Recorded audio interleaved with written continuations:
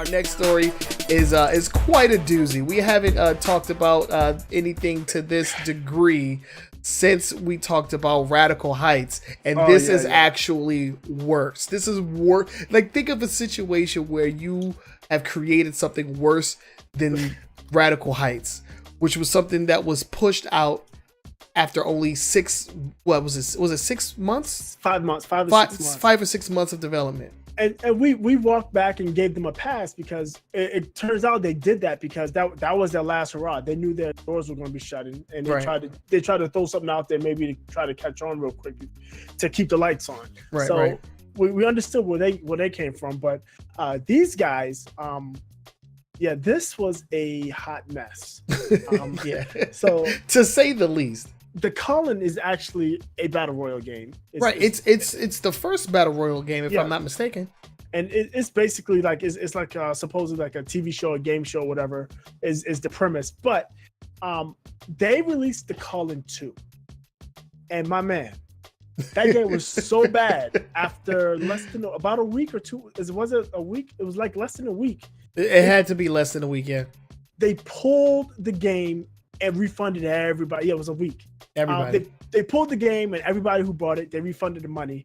And not only did they pull the game and refund money, they're like, yeah, we're not doing anything with that. We're going to go work on the first game. Yeah. What? Right. And this was the issue that a lot of people were having with the first Culling, because apparently, it had some cool features, but they kind of just like sat on it and let it die. So people stopped playing it. And then, of course, you had the slew of copycat games that, then popped up and took the reign or whatever. And so they were like, dude, like, how can you do this? Like, it's pretty crazy. Yeah, just like nobody played it. And that was some of the things that I was hearing. It was a dead game on launch. I always get the feeling like feels bad, man, when I go to a game that's online. Like I used to be really good at Max Payne 3 online. Like don't ask me why I was so good at that game. I was really good at it. Man, if you turn that thing on now, it is a dead zone. It is a graveyard, boys. and that's exactly what the Culling 2 was at launch. Like, that's crazy. Yeah, that's and oh my gosh, I don't even understand it. And what it is again a rush out to try to capitalize on the battle royale craze. And what happened was, because they stopped supporting the first game, they lost their audience. They lost their people to Fortnite and PUBG and H1Z1. And so instead of them, saying, hey, we're going to send out this huge update to the Cullen, please come back, they said, buy a new game. Yeah, people was like, yeah, no, thank you. Yeah. The actual studio behind the Culling put out a statement. Yeah, I watched that video. Yeah. What are your thoughts on that? Whatever, man. Whatever. That's what I thought of. Because he was just spitting out like, it's not our fault. It's not our fault, but we're going to make it better. Hey, shut up, man. Get out of here. Yeah, so any fans of the Culling, rejoice, because that game will be worked on now instead of the Culling 2. This is probably the craziest thing I've ever heard of. Is what they should have done. I mean, they would have been better off saying, we're going to release a major update, maybe throw in a battle pass for people, and that would have generated some buzz and brought some people back. Instead of just releasing a new game, and not only releasing a new game to buy. I mean, PUBG, you got to buy, it's like $30, fine. Right. But the biggest boy on the block is free. Yeah, Fortnite is absolutely free. Right, and the reason PUBG was able to get away with it a bit because it kind of came out before Fortnite, and it had a big following and a big audience at the time Fortnite came out. Right, so this is a mess. It is a mess. That is something that we can agree on. But yeah, I mean, at least they figured it out. Right? Somebody had to put a foot up their ass, but. The guys behind Culling, they figured it out. They're gonna work on the first game. Okay, we learned. I hope they have other games. Or that'd be nice too. They're gonna be hanging out with Cliffy B. And the unemployment line, I guess. Yeah. But yeah, let us know what you guys think about that. And like everybody's trying to play the Calling 2 now because it's gone. It's gone. Yeah, everybody's trying to find it. Like, where can I download Calling 2? Like I didn't even know anything about it until it was over. I don't pay attention to that crap. 1 week. 1 week and it's gone. Yeah. And no, that's crazy. If you try to go to their website, it's our fourth page not found. So I don't know what's going on there. Yeah, they're gone. They got up out of there, man. They got themselves up out of there. There it goes. It loaded. Okay. Because it loaded when I was doing research. It loaded. I don't know what happened now, but okay, oh well, it's back up. But yeah, that's hilarious. So let's go ahead and move on to our next story, and we're talking about Fortnite. We're staying in the battle royale realm of gaming news. Yeah, and we talked about something very similar to this last week about how Epic Games has mad money. Yes. Well, it has. Yeah, go ahead. I'll let you do it. Yeah. So take the reins. We talked about last week that Epic Games decided to basically refund everybody that's been in their Unreal Engine 4 marketplace since 2014. And they have, we talked about earlier, their $100 million esports Fortnite season for Fortnite. Yes. And there's an analytics company that is saying that Fortnite has brought in $1 billion across all platforms. The Fortnite Battle Royale, not the game, yes, not the original game. Yeah, because the original game actually released it released at like retail price. Right, 20. I think it was like 3 packs, $29, $39, and $49, something like that. But yeah, they're saying that they brought in $1 billion in less than a year. Because remember, Fortnite Battle Royale didn't come out in October of last year. Right.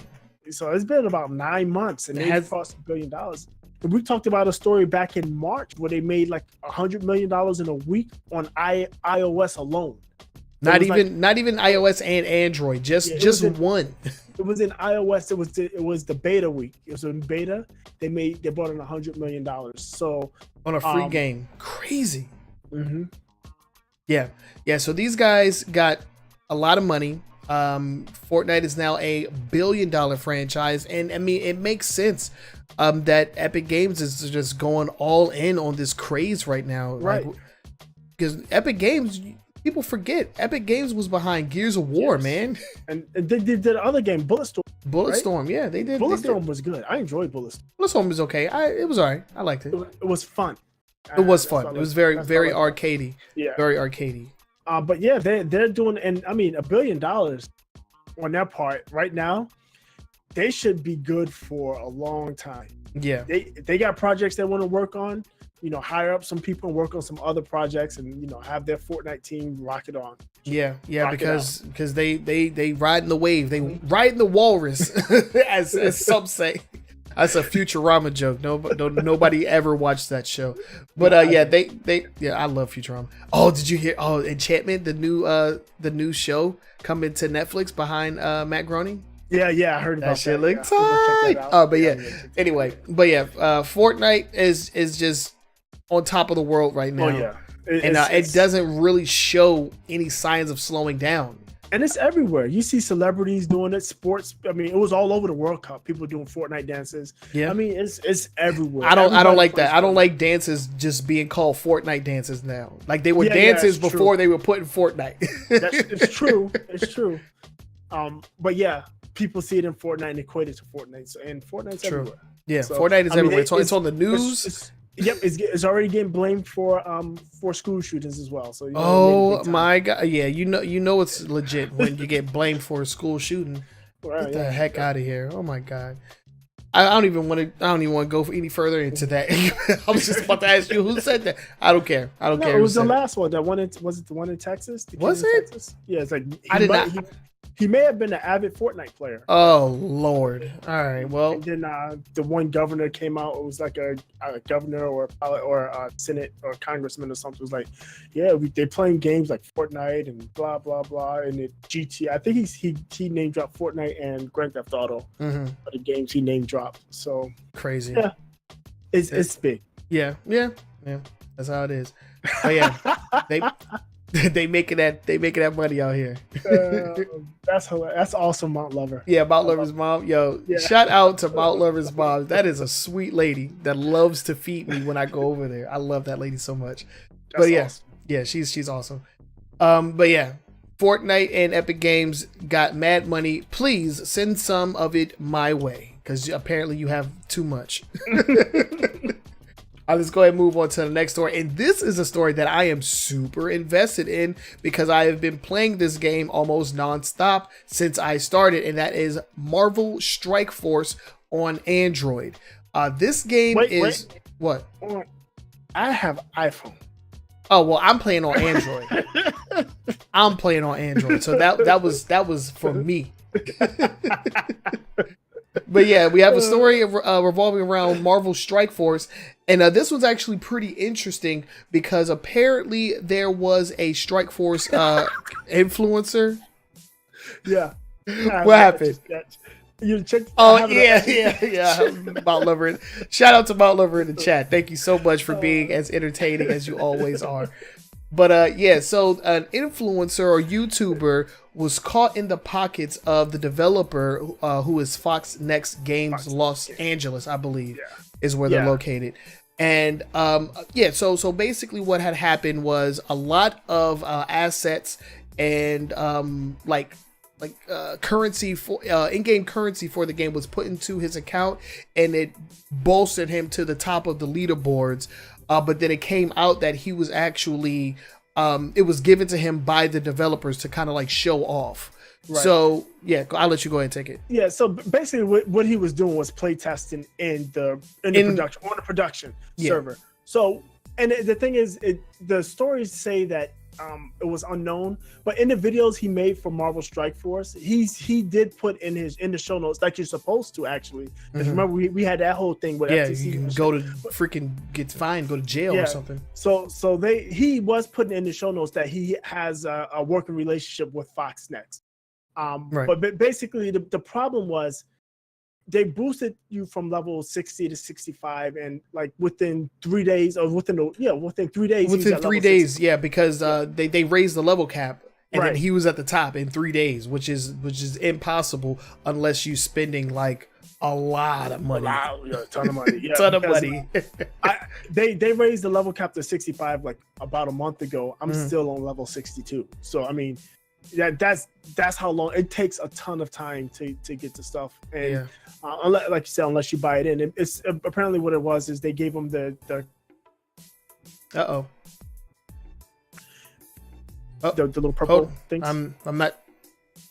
I got a hiccup or something just now. I think I'm good. Yeah, I can hear you. All right. Yeah. So what they give him? Yeah, they just gave him the power course, and he used that. He's buying, you buy orbs and you buy all the other stuff to, get your equipment, get your gear and stuff up. So so what they did and what they finally did is they erased his account. So everything he had is gone, and they opened a playtest server. And apparently he's not the only influencer, not the only person that it has a relationship with Fox Next for this game. So they open a playtest server, and when these guys are going in, showing off the new characters, because what they wanted them to do is show off the new characters and show off the new sets. And so instead of him being on the leaderboards now, he is in a exclusive isolated test server. Yeah. And the problem with him being on top of the leaderboard is when you reach at the top of the leaderboard, you get the shards, the character shards, the orb shards, the power cores, and like the top people get a lot. The top person, I remember on one event, the top person got like 8,000 of the ultimate, the blue ones versus the ultimate or premium orbs. Yeah. So that's like 4 premium orbs, and that's where you get the good stuff out of there. So, that's bad on them because they're basically giving him all of the top gear and shutting people out. Especially if they spent money on the game. Exactly. That's exactly what I was going to say. Especially if they're spending money so they can reach to the top. I don't think you can get that high without money. No, definitely not. Yeah, the people on top are definitely spending thousands of dollars on this game. Possibly. Yeah. I wouldn't say hundreds. Okay. Well, I'll meet you in the middle there. Yeah. But so this was pretty big, and it kind of just downplayed all of the money and or time other people put into the game to earn those rewards when he was just pretty much hand giving them. Right. So good on them for getting rid of the account and moving him over to the test server. This allows him to showcase whatever he needs to showcase, and he doesn't influence the actual ecosystem of the game, which I'm okay with that. Yeah, but if he wants to play, he's gonna have to like everybody else. Yeah. Well, he'll have to create a new account. Yeah, a brand new one, like everybody else. Start from ground zero. That's gotta hurt, man. Ground zero. Oh, I couldn't imagine starting this game over right now. Well, the thing is, when he gets on a playtest server, they're gonna. Yeah, he has everything. Yeah. Yeah. So I mean, if he's itching to have everything again, he just play on a playtest server. Yeah. But if he wants to compete in the real world, he's got to get that grind on. Yeah, and he got to spend that money. No, I don't know. But I just unlocked Hawkeye today, so I'm actually pretty proud of that. Nice. Yeah. Nice. Yeah, I'm bolstering up my team, man. Because y'all launched the raid the other day, and man, I am not strong enough to do some of those missions. That's how I was. Like when I first joined the clan or the alliance, I was only able I have that path, the far left path. Yeah. I was only able to do the first two, and the second one, I will have to do it like with 3 different teams. With 3 different teams, I'm just like, man, like we're not gonna make it to the end of this raid. Yeah, now I'm strong enough. I can make it to the end. The problem I'm running into is I never have enough raid energy. Yeah, raid energy. Yeah. I run out. Yeah, you got to spend those cores. That's the thing. That means that costs money. Well, I let mine recharge. I haven't spent the time on it yet. I will say I spent. It was a character. It was Black Panther. Oh, you bought that Black Panther? Yeah, because I had him, but he was a 2-star, and I was only a couple of orbs away, and when I bought him, it got me up to a 4-star. Yeah, no, that's pretty worth it. How much did you spend? 20? Oh, it was 50, 49. Yeah, I only have 8 Panther shards right now. I will not be getting him anytime soon. Well, when I first started the game, there was a Black Panther event. Yeah, because of the movie. I got half of the shards at that point. Lucky. Yeah. All right, so make sure you guys tune in next week for our Marvel Strike Force coverage. Ever since I announced that I've been playing this game, I can't stop talking about it now. We're going to have to do a second podcast where we just talk about Strike Force. Marvel Strike Force podcast? Yeah. A weekly Marvel Strike Force podcast. Marvel Strike Force Weekly. Yeah. Oh. There you go. No, I'm just kidding. But yeah, so no, to go ahead and wrap this story up, I'm glad that they moved him over. I'm glad that they removed him from the leaderboards.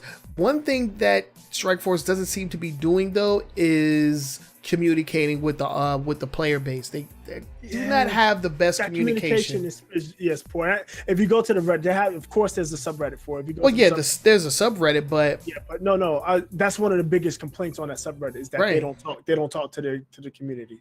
Yeah, so there definitely needs to be some kind of like I would almost even recommend like just them sitting down and doing a live stream every week and just going over the changes, like maybe with like one developer, a community manager, and I'm like a moderator or something. Or at least when they roll out big events or big character ads or something. Right. Speaking of character ads, apparently, who?